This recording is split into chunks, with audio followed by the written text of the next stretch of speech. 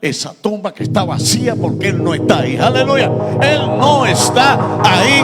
Él resucitó al tercer día y es lo que la iglesia de Cristo celebramos en esta mañana. Aleluya. ¿Cuánto le dan un aplauso al Señor en esta hora? Aleluya. Conquistadores.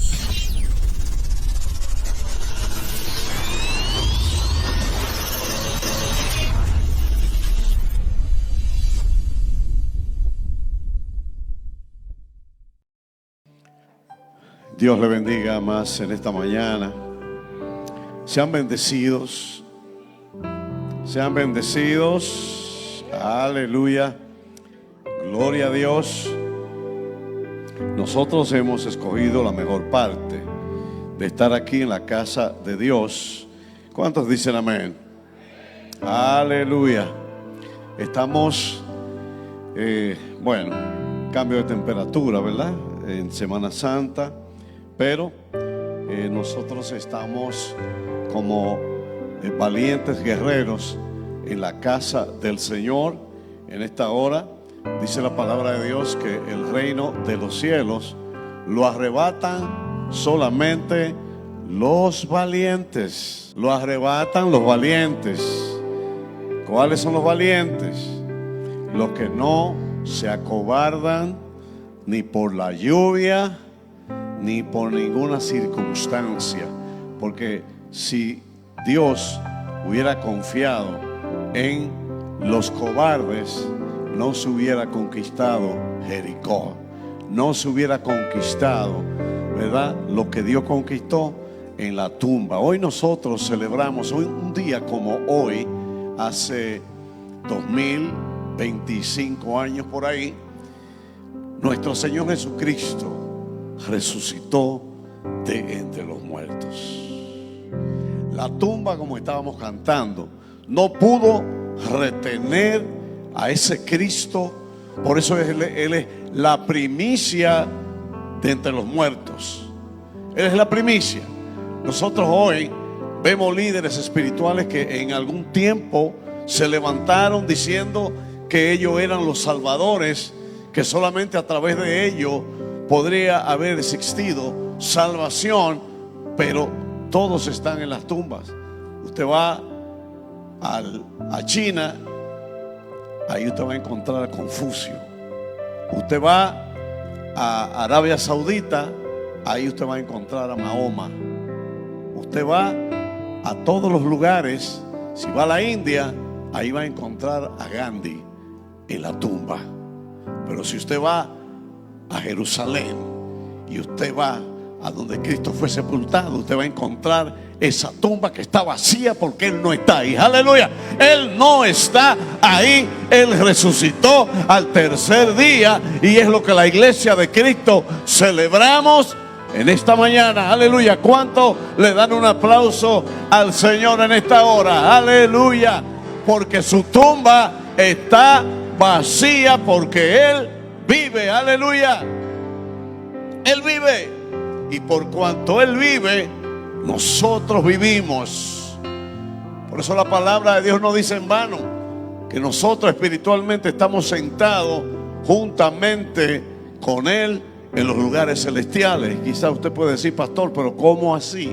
¿Cómo nosotros estamos sentados con Cristo en los lugares celestiales? Sí, eso es lo que dice la Biblia. Espiritualmente nosotros estamos allí porque donde Él está, ahí estamos nosotros. Eso es lo que dice su palabra, porque Él es omnisciente, Él es omnipresente, Él conoce todo. Aleluya. Bendito el nombre del Señor. La cruz vacía y la tumba abierta, es verdad, es poder, es esperanza para toda la humanidad. Bendito el nombre del Señor. La cruz vacía y la tumba abierta tienen un gran significado para nosotros que hemos sido renovados, hemos sido lavados con esa sangre preciosa de Cristo en el madero. Miren, todo aquel que era crucificado en el madero, todos aquellos que iban y eran muertos, eran reos de muerte y eran crucificados, no era todo el mundo. Tenía que ser un maleante, tenía que ser una persona vil, una persona baja, un asesino, un violador confeso. Eso era lo que llevaban al madero. El madero se hizo para hacer maldición. El madero es un lugar de maldición, y eso se hizo Cristo por cada uno de nosotros. Él se hizo maldición por ti y por mí. Vámonos al libro de Primera de Corintios capítulo 15.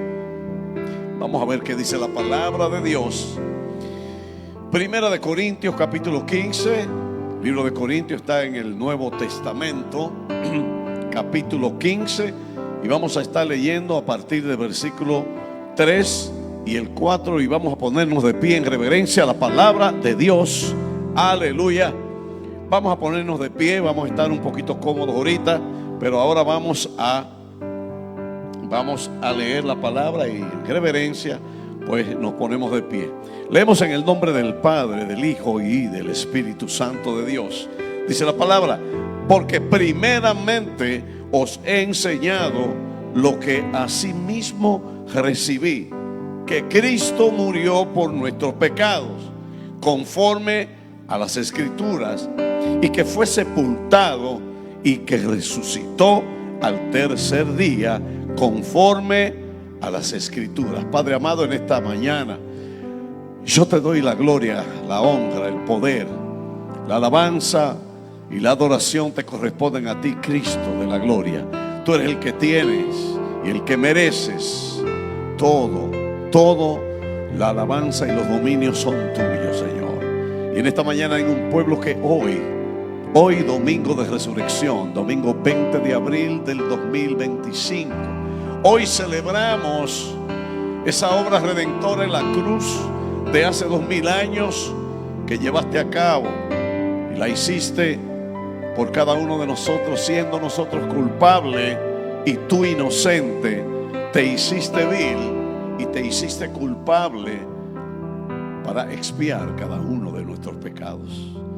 Y en esta mañana te damos a ti el honor, la alabanza y la adoración. Gracias por tu palabra. Añade bendición a ella en el nombre de Jesús. Amén y amén. Pueden sentarse, amados. ¿Por qué la cruz y la tumba vacía son el centro del cristianismo? La cruz vacía significa que Él no está ahí. La cruz es una simbología de muerte, porque fue el instrumento por el cual nuestro Salvador entregó su vida allí en el Calvario. Él se hizo vil y se hizo pecado por nosotros. ¿Esto qué significa? Que Jesús nunca cometió un solo pecado, ni uno solo.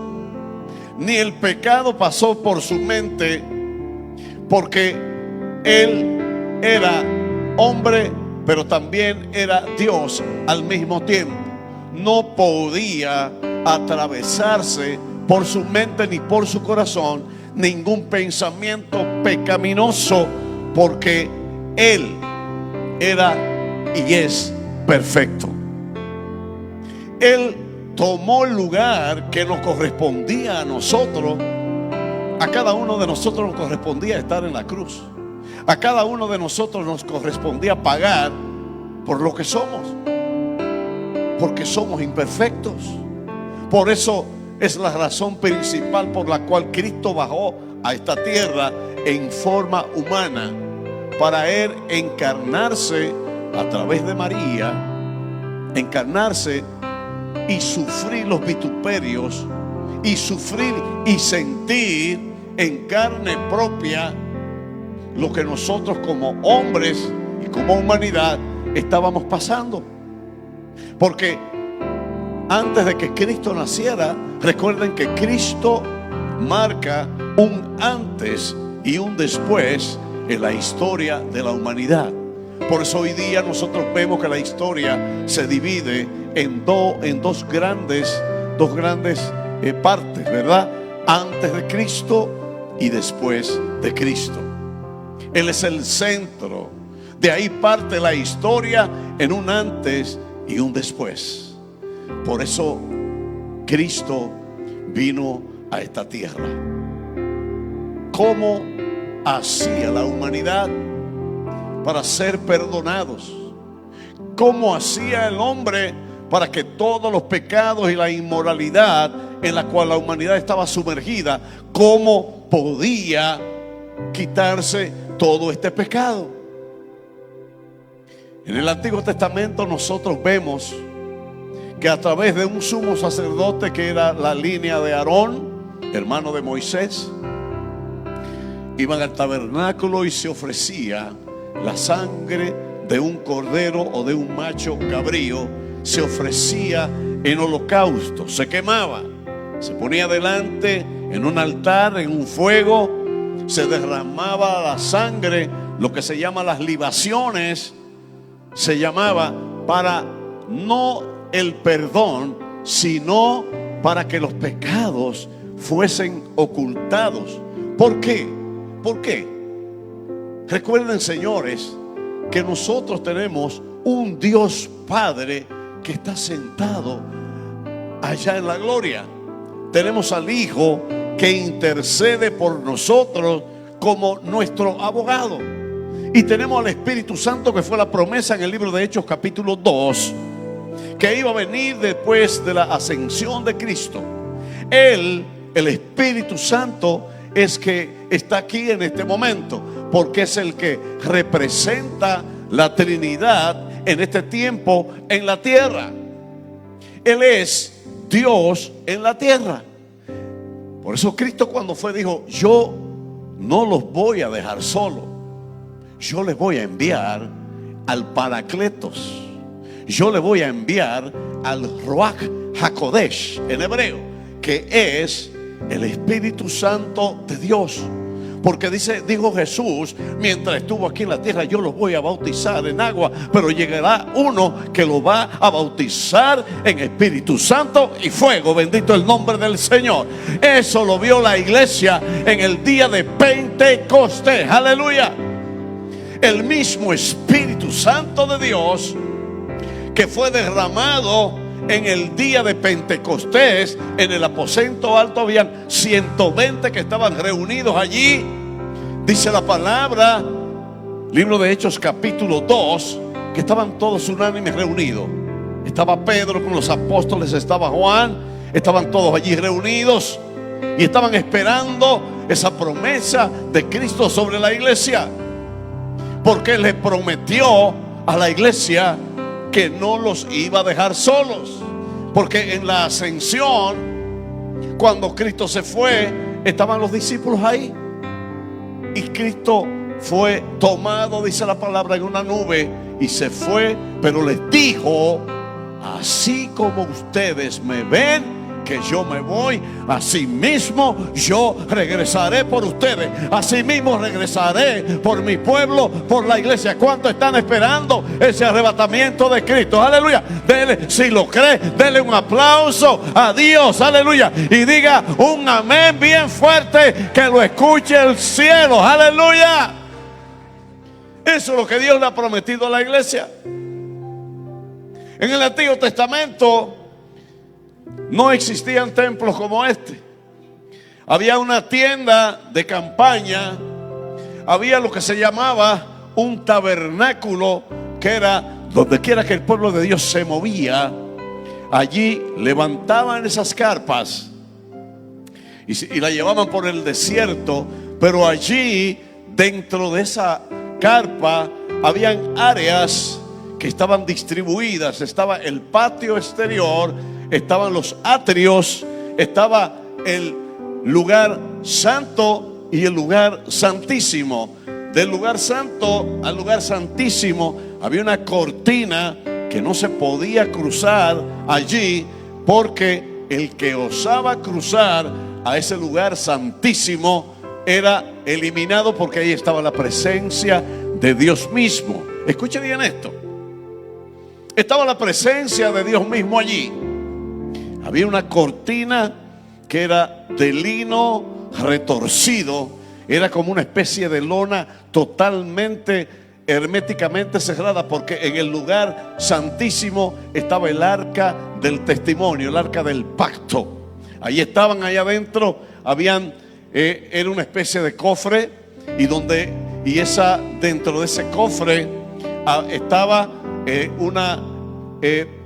un ejemplo o una porción del maná, que era la comida que caía del cielo para proveer el pueblo de Dios durante su travesía por el desierto. Dios le había prometido a su pueblo que iba para la tierra prometida, pero ellos no estaban viendo la tierra prometida. Ellos salieron por fe. Por fe salieron, porque Dios se lo había dicho: les voy a entregar una tierra que fluye leche y miel, la tierra de Canaán. Y todos visualizaban cuando salieron de Egipto, del lugar de esclavitud. Ellos salieron a esa tierra que no estaban viendo, pero era una tierra que Dios se la había prometido, como se la ha prometido a la iglesia hoy día. Así Él dijo: así como yo me voy, así yo volveré, y tomaré a los que Dios me lo entregó, yo los tomaré y me los llevaré. ¿Cuántos creen esta palabra? Aleluya. Es la esperanza del cristiano. Cuando ellos llegaron, bendito el Señor, que llegaron a ese lugar, Josué y Caleb dijeron: nosotros vamos a ir a investigar, a ver qué hay en ese lugar. Cuando ellos llegaron, Moisés no pudo llegar a ese lugar. Moisés se quedó de lejos. Moisés se quedó viendo la tierra prometida, porque había desobedecido a Dios. Escuche bien, Moisés dice: pero Moisés fue un hombre de Dios, sí, pero desobedeció en algo a Dios. El Señor le dijo: háblale a la piedra. ¿Sabe qué hizo Moisés? Él no le habló, él la tocó. Y cuando Dios nos da una orden, nosotros tenemos que obedecer específicamente lo que Dios nos dice. No podemos distorsionar. No queremos hacer nuestra voluntad, sino que ante todo se haga la voluntad del Padre en nuestras vidas. No la nuestra, sino la de Él. Y por eso Dios le dijo a Moisés: no la vas a ver, sino que la vas a ver de lejos. Cuando Josué y Caleb llegan y van explorando, y llegan allí a esa región de Canaán, donde los frutos eran grandísimos, donde había abundancia de pasto, donde había abundancia de fruto, bendito el nombre del Señor, donde un solo hombre no podía cargar un racimo de uvas, porque eran tan grandes que era imposible cargarlos. Y cuando ellos llegan allí, se encuentran con un desafío. Se encuentran con los anaseos. Los anaseos de la región de Anac. Por eso le dicen los anaseos, porque eran gigantes. Cuando Josué y Caleb llegan y dan el reporte, dicen: nos hemos encontrado con hombres gigantes, una civilización gigante, los frutos son gigantes, nosotros parecemos hormigas delante de ellos. Bendito el nombre del Señor. Pero esa era la tierra que Dios le había prometido a su pueblo. Lo que Dios te promete lo va a cumplir. Lo que Dios te ha dicho que va a hacer, lo va a cumplir. Pero nosotros tenemos que hacer nuestra parte. Nosotros tenemos que cumplir con las ordenanzas que Dios nos ha mandado. No es lo que a mí me parece, sino es lo que Dios ha determinado en su palabra. Donde quiera que ellos se movían, levantaban esta arca del testimonio y allí sacrificaban, y allí tomaban un cordero, tomaban un macho que no podía tener desperfectos, no podía estar enfermo, no podía tener ningún tipo de imperfección, ni perniquebrado, ni podía tener los testículos magullados. Así mismo dice la Biblia. tenía que ser un cordero perfecto. Y ese cordero perfecto era sacrificado y su sangre era derramada en el altar. Ese altar se quemaba, esa sangre, y ese cordero se quemaba como una ofrenda hacia Dios. Y ese humo subía como olor fragante delante de Dios, para que los pecados del pueblo no fuesen perdonados, porque no se eliminaban, sino que eran cubiertos. Porque se estaba esperando la manifestación de un cordero sin mancha, de un cordero que no tuviera pecado, pero no era cordero animal, sino que era un cordero humano. Y ese es Jesús de Nazaret, el que se hizo pecado por nosotros, el que fue al Calvario por ti y por mí, y fue inmolado, y toda su sangre fue derramada allí en el Gólgota. Bendito el nombre del Señor. Es lo que la iglesia de Cristo celebra hoy, esa manifestación gloriosa, que la tumba no pudo retener a un Cristo tan poderoso y tan grande, pero Él se hizo humillación y se hizo pecado por ti y por mí. No sé si me entendieron.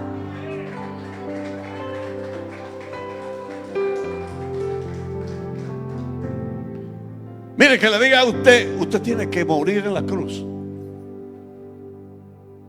Que le diga a usted, por sus pecados usted tiene que ir al Calvario. ¿Cuántos estarían dispuestos a ir al Calvario por usted mismo? Dice, bueno, usted va a tener que pasar por lo que Cristo pasó. Ninguno de los que estamos aquí lo haríamos ni por nosotros mismos, ¿sí o no? No lo haríamos en ninguna manera. ¿Por qué?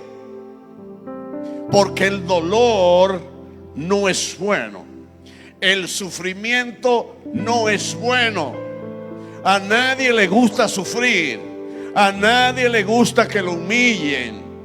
Al ser humano no le gusta que lo arrastren. No hemos sido diseñados para eso. Y la noche que Cristo fue entregado en el huerto del Edén, fueron a buscarlo como un ladrón. Fueron a buscarlo como un vil asesino. Y Él les dijo, yo estuve entre ustedes, sanando los enfermos, levantando muertos, dándole vista a los ciegos, levantando a los paralíticos. Y estuve hablándole de un reino. Y me vienen ustedes a buscar con palos y piedras y cadenas, como si yo fuese un vil ladrón. Pedro, que era violento, con un temperamento colérico, se levanta y toma la espada y le corta de una cercenada la oreja del soldado del sumo sacerdote.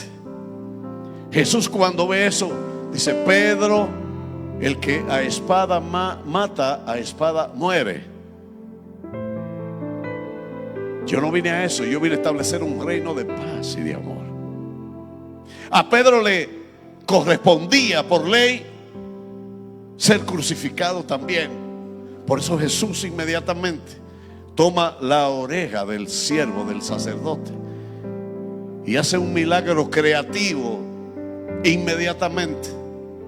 Todos saben que humanamente es imposible. Usted le corta una mano a alguien y tiene que durar un tiempo para que esos tejidos y esos vasos capilares y esas venas y esos tejidos vuelvan a unirse y restablecerse, y eso toma tiempo. Pero los milagros de Dios son instantáneos. Sanó inmediatamente esa oreja, esos vasos capilares, esas uniones, ese cartílago se unió y la piel también quedó como si nada hubiese pasado. ¿Qué ser humano, qué científico puede hacer eso al instante? Ninguno. Por eso que Cristo tiene todo poder, toda autoridad en los cielos y en la tierra, y toda rodilla se dobla delante de su presencia. Bendito el nombre de Jesús. ¿Se da cuenta? Ese es el Dios que nosotros servimos. Por eso la tumba vacía y la cruz sola tiene un significado grande para nosotros, la humanidad. Eso significa mucho. Por eso ese cordero que se elegía, ese animal, ese macho cabrío, debía ser perfecto. Cuando el padre le dice allá arriba: hijo, tienes que ir a la tierra, tienes que ir a morir por la humanidad. Recuerden que en los días de Noé la tierra fue destruida, la humanidad fue destruida por el pecado, fue destruida por la maldad. Si nosotros nos vamos al Génesis capítulo 5 y capítulo 6 y capítulo 7, nosotros vamos a ver una rebeldía del hombre. Nosotros vamos a ver cómo se levantaron ciudades sumidas en el pecado, en la homosexualidad, en la corrupción. De ahí viene, de las civilizaciones de Sodoma y Gomorra, viene la palabra sodomita, sodomía, la inmoralidad. Porque la tendencia del hombre es al pecado, es al mal. Por eso tenía Cristo que venir para dar un borrón y un reseteo a la humanidad, para que hoy nosotros podamos alcanzar el perdón de pecado y la salvación a través de la sangre de Cristo Jesús, Señor nuestro. Porque de otra manera lo que a nosotros nos correspondía era el castigo eterno. Esta es la verdad, iglesia. Es lo que establece la palabra de Dios. Si Cristo no hubiese venido, ¿qué sería de esta humanidad? Y se levantaron naciones en contra del Señor, y se levantaron naciones y reinos en contra del Cristo de la gloria, en contra de Dios, en contra de los preceptos que Dios había establecido. Y se levanta uno ahí que levanta una torre para alcanzar a Dios. Nimrod levanta la torre de Babel, quería alcanzar a Dios por sus propios medios. No podemos alcanzar a Dios por la religión. No podemos alcanzar ni ir al cielo a través de nuestras propias fuerzas. Es solamente a través de la obra redentora de nuestro Señor Jesucristo. ¿Cuántos dicen amén? Bendito el Señor. La cruz y la resurrección son el eje central del cristianismo. Sin ellas no hay evangelio. Y si Cristo no resucitó, vana es entonces nuestra predicación, vana es también nuestra fe. Por eso nosotros debemos dar testimonio de que Cristo resucitó. Bendito el nombre del Señor. Si nosotros nos vamos a la historia, porque quizás algunos podrían decir: bueno, pero no hay libros históricos que verifiquen la resurrección de Cristo. Sí los hay, no tan solo en la palabra, sino hay escritores judíos que estaban vivos en ese tiempo, que aunque no eran cristianos, pero daban fe de que hubo en esos tiempos un personaje que se hacía llamar el Hijo de Dios. Y eso está en los anales de la historia. Eso está escrito ahí. Bendito el nombre del Señor. Hay un historiador que se llama Fabio Josefo, historiador judío, que menciona la crucifixión bajo el mandato de Poncio Pilato. Hay otro historiador también romano llamado Tácito, que confirma la ejecución de Jesús. Porque a donde Jesús lo crucificaron era un lugar que estaba a las afueras de la ciudad. Era un lugar donde se le advertía a los que entraban a la ciudad lo que le pasaba a los ladrones, lo que le iba a pasar a los que desobedecían y se levantaban en contra del imperio romano. Eso lo hacían ellos como advertencia. Y esos cadáveres se quedaban allí crucificados o empalados, ¿verdad? Y las aves del cielo venían y se comían esos cadáveres que estaban allí, era para marcar y sentar un ejemplo de que la autoridad allí era el pueblo romano. Entonces, los judíos todavía no reconocen a Cristo como el Mesías. Los judíos todavía, el pueblo de Israel todavía no reconoce a Jesús como el Mesías. Nosotros, bendito el nombre del Señor, somos más que privilegiados, que sin ver hemos creído. Sin verlo hemos creído en el Cristo de la gloria. Y se sentó ese ejemplo. Pero una de las cosas importantes, iglesia, es que cuando el sumo sacerdote iba a ofrecer el holocausto, entraba una vez al año allí al tabernáculo. Una vez al año se ofrecía, se sacrificaba ese cordero para la expiación de los pecados del pueblo. Y el sacerdote iba, se le amarraba una soga aquí con unas campanillas, para que cuando él entrara al lugar santísimo a ofrecer y a orar por los pecados del pueblo, él tenía que prepararse primero. ¿Por qué? Porque si él entraba con pecados delante del Dios de los cielos o en el lugar santísimo, ahí quedaba irremisiblemente eliminado. Dios es celoso. Por eso él entraba en su traje sacerdotal. Él tenía unas campanillas que sonaban clink, clink, clink, clink, clink, clink, clink.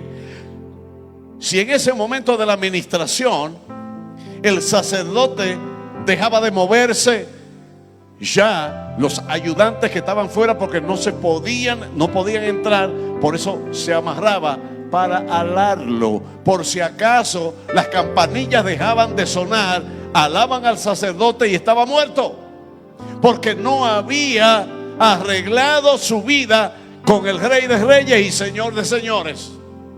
Escuche bien, así de radical es nuestro Dios. Pero ¿qué ha pasado? Que solamente en ese lugar santísimo podía entrar el sumo sacerdote. Ahora, ¿qué pasó en la cruz del Calvario? ¿Qué pasó cuando Cristo expira en la cruz? Sucedió algo extraordinario.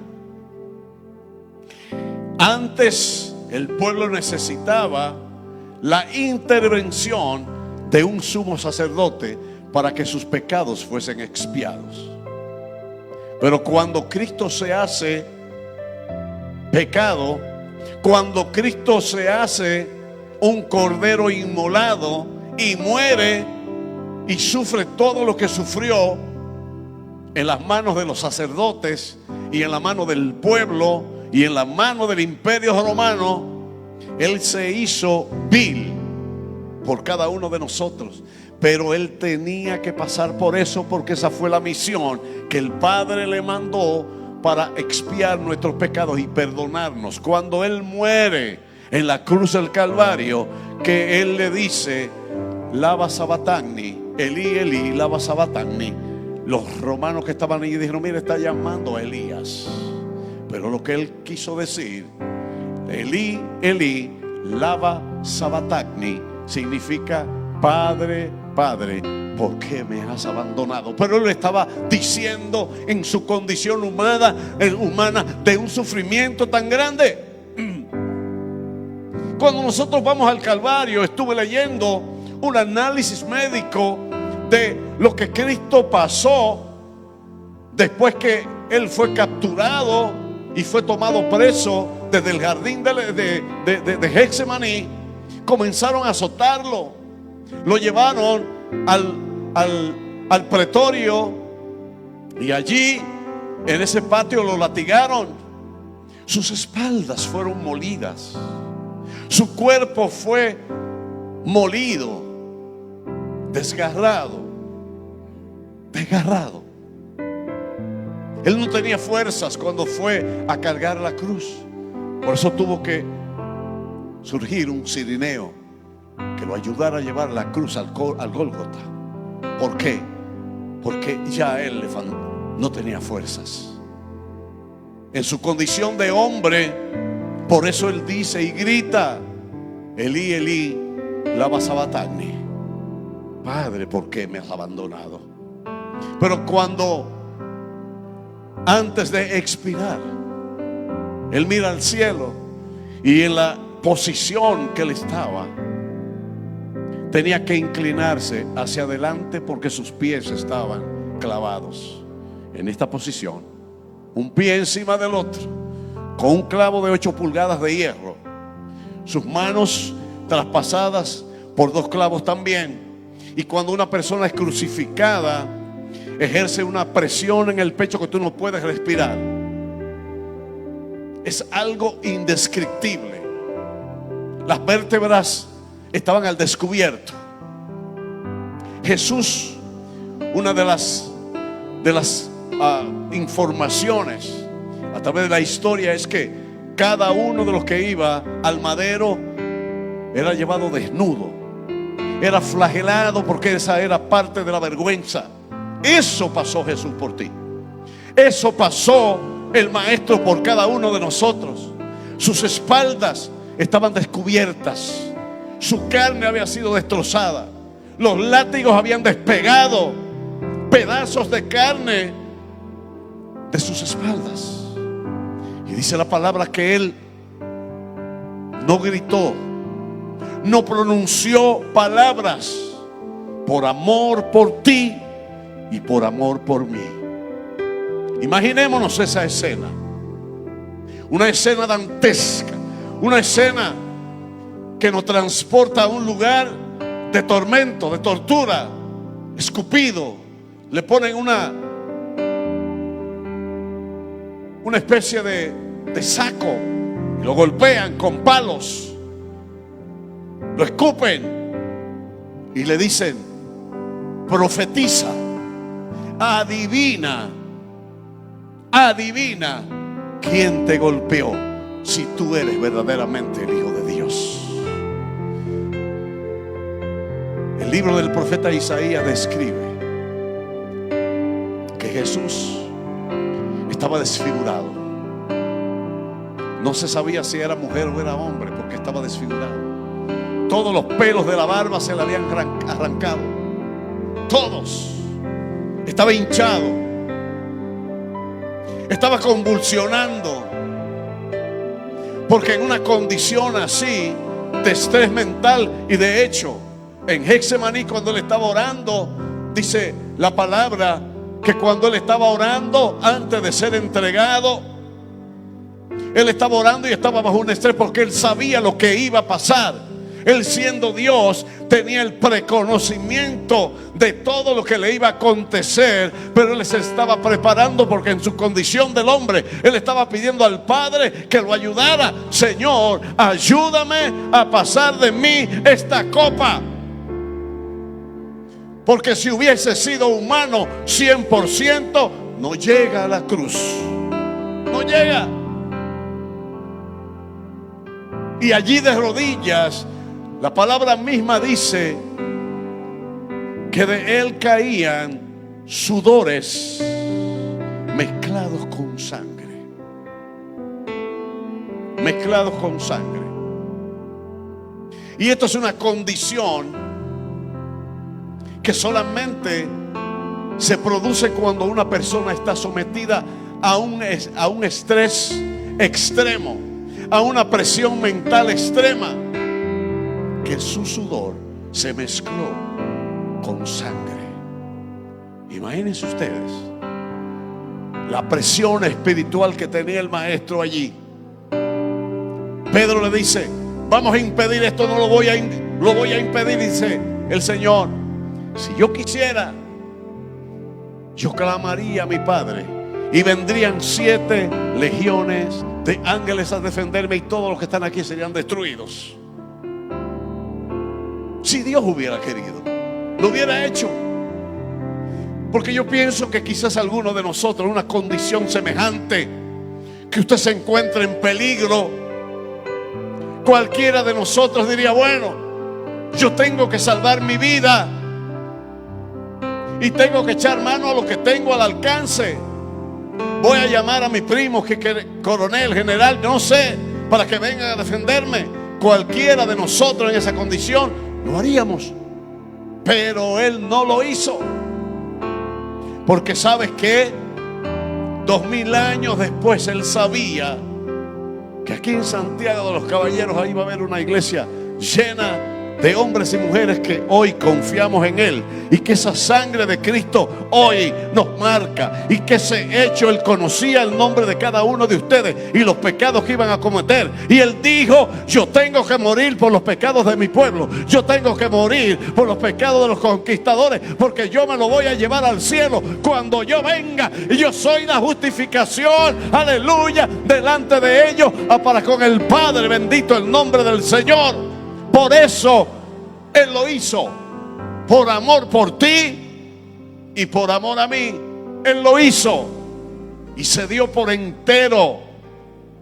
Y allí en el Gólgota, dice el libro de Isaías que ninguno de sus huesos iban a ser quebrados. Los dos que estaban allí al lado de Él, el buen ladrón, como le dicen que era ladrón como quiera, y el mal ladrón o el malo, estaban allí. Y los huesos de ellos fueron quebrados para acelerar, porque ya se estaba haciendo tarde. La hora novena es las 3 de la tarde. Se estaba haciendo tarde ya. Y les rompieron los huesos de las piernas para que se acelerara el proceso de muerte de los dos ladrones. Pero antes de eso Jesús dijo: Señor, consumado es, te entrego mi espíritu. Y allí Jesús fallece.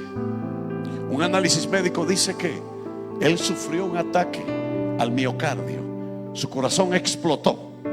Su corazón no pudo resistir la presión de estar en esta posición. Ya anteriormente había sido sometido a maltratos. Ya anteriormente había sido sometido a una presión sin igual. Estaba desgastado humanamente. Y allí en la cruz le da ese infarto y el maestro muere. Cuando el soldado romano le van a quebrar los pies, dice: no lo hagas porque ya murió. Dice: necesitamos asegurarnos, y por eso le dan una lanza y traspasa su costado, y de ahí es que sale el agua mezclada con sangre. Ya no había circulación de sangre porque ya el maestro había muerto. Pero ¿qué sucedió? Satanás en ese momento se burla, aleluya, y dice: lo vencí. Yo sabía que yo iba a ganar, porque el Hijo de Dios no se iba a aventajar sobre mí. Eso pensó él. Y estaban celebrando en el mundo espiritual, celebrando los principados, los gobernadores, las fortalezas espirituales de maldad, los espíritus inmundos, los demonios. Estaban celebrando la victoria de que habían vencido a aquel que había hecho milagros, a aquel que le había dado vista a los ciegos, a aquel que había levantado a los paralíticos, aún a Lázaro después de 4 días de muerto lo había levantado. Y Satán se burla, aleluya. Pero cuando Cristo entrega su alma al Padre, dice la Biblia que hubo un terremoto. Se partieron los cimientos del Gólgota. El velo del templo se rasga en dos, desde arriba hasta abajo, sin que nadie le pusiese la mano. ¿Qué significaba esto en el mundo espiritual? Que ya nosotros no necesitamos un sumo sacerdote que interceda por nosotros para perdón de pecado, sino que el sumo sacerdote se llama el Cristo de la gloria, según el orden de Melquisedec. Él es el que quita los pecados del mundo. Dice la palabra que Él es el Cordero Santo de Dios, el que quita el pecado del mundo. Aleluya. Se rasgó el velo del templo de arriba abajo. Cuando los sacerdotes ven esto, se sorprenden y el soldado romano dice: verdaderamente este era el Hijo de Dios. Verdaderamente Él era el Hijo de Dios. Aleluya. Y Cristo se queda, el cuerpo inerte se queda en una tumba nueva. José de Arimatea dice: entréguenme el cuerpo del maestro. Y lo lleva allí, a esa tumba donde nadie había sido sepultado. Le ponen una piedra grande, como todos hemos visto en las diferentes ilustraciones. Ahí está el Cordero. El enemigo piensa que lo ha vencido, pero mientras están todos llorando arriba, los discípulos, y están todos tristes, porque ellos no entendieron que Jesús decía: este templo yo lo voy a destruir y a los 3 días va a ser reedificado. Aquellos que no entendieron dijeron: pero si este templo duró 40 años, se estaban refiriendo al templo que Salomón había hecho. Si este templo duró 40 años para ser edificado, ¿cómo este va en 3 días lo va a edificar? Ellos no sabían que se estaba refiriendo al cuerpo. A los 3 días lo voy a edificar. Y cuando Jesús expira en la cruz, baja, dice la palabra, a los lugares profundos de la tierra. Baja a los lugares profundos de la tierra, donde estaba el seno de Abraham y donde estaba el Seol, donde estaban los espíritus encarcelados de aquellos que habían muerto sin salvación. Y baja allí a decirles que Él era el Cristo de la gloria. Aquellos que hablaba la Escritura, Él fue a predicarle y a decirle, no a sacarlos, porque ya el que cae ahí no tiene oportunidad, sino para testimonio de que Él es el Hijo de Dios y que Él es el único y suficiente Salvador, que el que en Él cree, aunque esté muerto, vivirá, dice la palabra. Aunque esté muerto, vivirá. Bendito el nombre del Señor. Y a los 3 días, duró 3 días allí, y dice que Él exhibió un acta de decreto que pesaba en contra de cada uno de nosotros. Cuando hay una acusación, que a usted se le acusa de cualquier cosa en esta tierra, se le acusa de robo, de difamación, se le acusa de lo que sea, se levanta un acta en la fiscalía y dice: fulano de tal tiene esta acusación de fulano de tal, lo acusa, y hay un proceso, ¿verdad? Y hay que buscar un abogado, hay que buscar dinero y un abogado para que defienda a uno en cualquier caso en el cual nosotros hayamos recibido cualquier tipo de acusación legal, ¿verdad? Y dice la palabra que había un acta de decreto, un acta que había sido redactada por el mismo enemigo en contra de la humanidad, en contra de cada uno de nosotros. Un acta que estaba ahí, que decía tu nombre y decía: fulano, fulano, fulano está acusado de transgresión, está acusado de mentira, está acusado de murmuración, está acusado de engaño, está acusado de falta de perdón, está acusado de infidelidad, está acusado de cuantos pecados hayan habido. Esa acta estaba ahí. ¿Y sabe lo que Cristo hizo? Él tomó esa acta y la arrebató y dijo: consumado es. Él exhibió públicamente en el mundo espiritual y dijo: esta acta que pesa en contra de mis hijos es cancelada, porque ya yo pagué por ellos en la cruz del Calvario. Ya yo pagué por la iglesia en la cruz del Calvario, y ya ellos no tienen que pagar, porque ya yo hice esa obra redentora. No sé si me están entendiendo, están muy tranquilos. Parece que no le está gustando lo que le estoy diciendo. Mire, si a usted le dicen a un preso, escuche bien, si a un preso que esté en la cárcel le dicen que lo van a soltar, una persona que tenga 15 años en las celdas, Usted cree que lo va a tomar como lo están tomando ustedes. Ay, me soltaron después de 20 años. Mire, el preso brinca para arriba, rompe los barrotes. Pero muchas veces nosotros no entendemos la magnitud de lo que Cristo ha hecho, porque nosotros estamos viviendo una vida muy light. Nosotros estamos viviendo un evangelio medalaganariamente. Iglesia, es así, tengo que decírselo. Vamos a ponernos la pila, señores. Hemos sido engañados por un sistema apostático.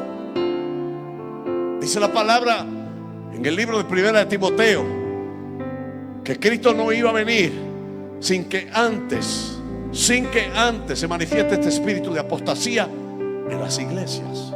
Y usted dirá, pero pastor, ¿qué es el espíritu de apostasía? El espíritu de apostasía es el espíritu que está dentro de las iglesias, que no es nada más y nada menos que una estrategia del enemigo para confundir a los hijos de Dios en estos últimos tiempos. Escúcheme bien, iglesia. A la iglesia se le está diciendo que está bien que usted vaya a la discoteca, eso está muy bien, y que se dé su humo también, y que puede usar su droguita, porque eso no tiene nada que ver, y que puede tirar su canita al aire, eso no tiene nada que ver. Es el espíritu de apostasía que está operando en las iglesias, señores. Dice la palabra de Dios: sed santo porque yo soy santo, porque sin santidad nadie verá a Dios. Nadie lo va a ver. Nadie lo va a ver. Esto es serio, señores, amada iglesia, esto es serio. Dice la palabra: mire que el que esté firme, afírmese más. Los días son malos, dice el apóstol Pablo. Nosotros estamos viviendo en una generación peor que la que vivieron en los días de Noé, que la que vivieron en los días de Sodoma y Gomorra. Hoy nosotros tenemos pecado que a tu casa se te mete. A través de las redes sociales usted no está buscando nada y te llega sin buscarlo, ¿sí o no? Te llega sin buscarlo. Porque hay un bombardeo, señores, más a la iglesia. Porque los que están en el mundo, en el teteo, en el vapeo y todo lo que usted quiera, son del diablo, lamentablemente. Hoy día nosotros estamos llorando. República Dominicana está en luto. ¿No saben lo que pasó la semana pasada? Señores, se nos están mintiendo. Están diciendo que fueron 200 y pico. No, eso no es verdad. Más de 500 personas murieron allí. Pero los medios están comprados. Personas que tenían ministerios en la iglesia, estando allí en esos lugares. ¿Qué hace un cristiano ahí? ¿Qué hace un hombre, una mujer de Dios en una discoteca donde se está adorando y glorificando el nombre del diablo? Porque allí hay adulterio, allí hay borrachera, allí hay orgía. Ahí no se está alabando el nombre de Dios. Quizás usted puede decir: pastor, pero que eso no es nada, es con la familia. Señores, eso no es de Dios. Dice la palabra: ¿qué comunión tiene la luz con las tinieblas? Dice la palabra: el que se hace amigo del mundo se constituye enemigo de Dios automáticamente. Enemigo de Dios. Por eso Dios es celoso con cada uno de ustedes. Escúcheme bien. Quizás usted puede decir: pastor, mire, yo quizás no tengo una relación así como la tiene usted con Dios. Yo me gusta ir a la iglesia. No. Dios te cela a ti tanto como a mí, que soy pastor. Dios te cela a ti y a tus hijos y a tu familia. Porque cuando tú le abriste tu corazón a Dios y le dijiste: Señor, sí, es un compromiso forever, eterno. Y Dios lo toma muy en serio. No todos son hijos de Dios. No todos son hijos de Dios. La humanidad no toda es hija de Dios. Hay criaturas de Dios y hijos de Dios. Hijos de Dios son aquellos que han sido lavados con la sangre del Cordero. Esos son los que el Espíritu Santo va a levantar. Esa es la verdad. Por eso cuando Él fue al madero, Él lo hizo por cada uno de nosotros. Lo hizo con amor. Por eso nosotros debemos perdonar. Nosotros tenemos que amar, porque el que no ama no ha conocido a Dios. El que no ama a su prójimo no ha conocido a Dios. Por eso debemos arreglar cuentas. ¿Usted cree que esas personas que estaban en el jet set pensaban que iban a morir esa noche? Ninguno de ellos. Estaban gozándose y de repente vino muerte repentina. No importa el dinero, si usted es rico, si usted es chiquito, bajito, alto, blanco, gordo, no importa. No importa. Jamás pensaron ellos que esa iba a ser su última noche. Y muchos de ellos se les dio mucha oportunidad. Hoy nosotros vemos testimonios de personas que Dios le dio mucha oportunidad para que arreglaran sus vidas. Y así el mundo puede decir: rogad por el eterno descanso del alma. No se puede rogar por el que se murió. Ya el que se murió, se murió. No podemos hacer nada. La decisión se toma mientras usted esté con vida. Los muertos, ya. Después que su cuerpo se despegó, ya. No hay más nada que hacer. Los que están arriba con Cristo no se recuerdan de nada de lo que hay aquí en esta tierra. Pero los que están allá abajo, si no le hacen Lucas capítulo 16, ahí está. Los que están allá abajo, en el Hades o el infierno. Cristo habló más de este lugar.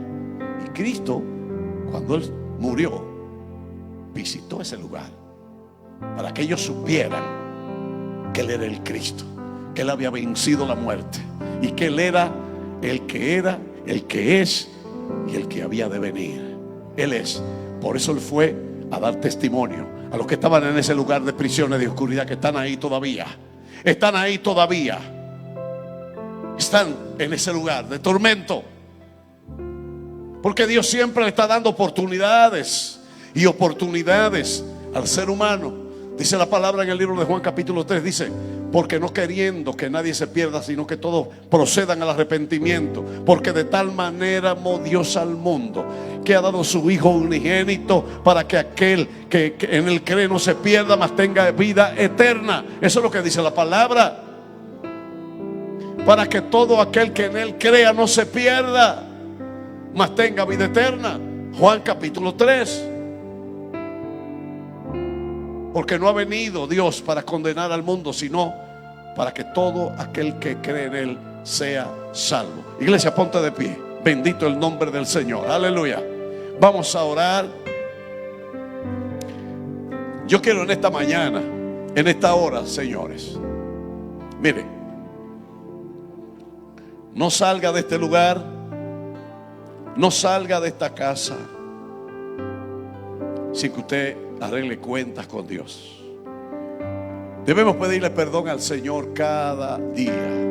Señor, perdona nuestros pecados y Él te va a perdonar. No tenemos que ir a pie, ni de rodillas, ni hacer sacrificio, porque el sacrificio lo hizo Él en la cruz del Calvario. El único sacrificio.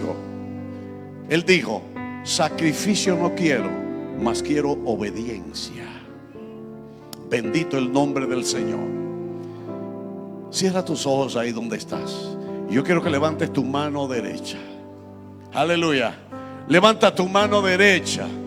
Vamos a arreglar cuentas con el Señor. Aleluya. Bendito el Señor. Aleluya, aleluya. Yo quiero que levantes tu mano ahí donde estás. Los que nunca han aceptado a Cristo, yo quiero que levantes su mano ahí donde estás. Para ser salvos no necesitas hacer sacrificios, ni necesitas hacer peregrinaciones. Es solamente creer, dice la palabra, porque al que cree todo le es posible. Aleluya. Yo quiero que pases aquí adelante.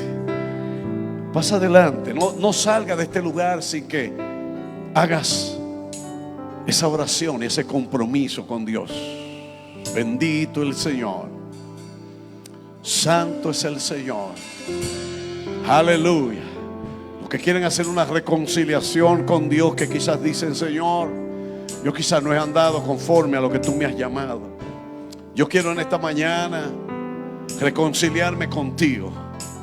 Yo no quiero seguir siendo el mismo. No quiero seguir siendo igual.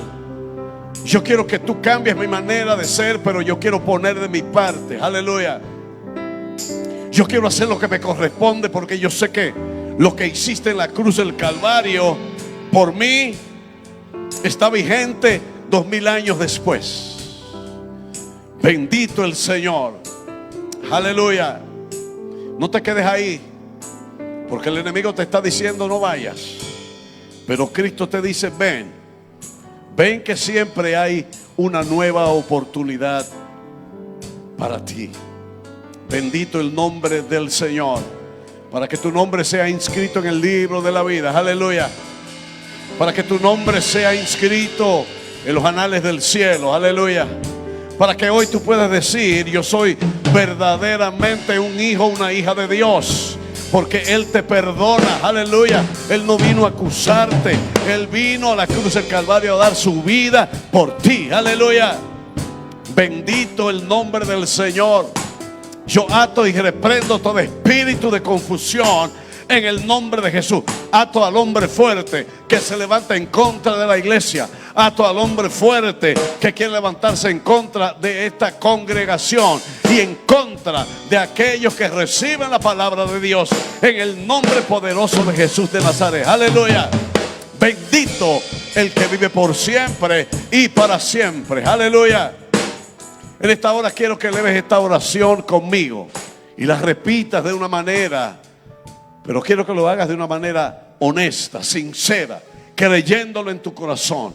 Repite conmigo: Señor Jesús, en esta hora yo entiendo que tú viniste a la cruz del Calvario para darme salvación, que te hiciste pecado por mí. Tomaste el lugar que a mí me correspondía. Estoy agradecido porque diste tu sangre por entero allí en el madero.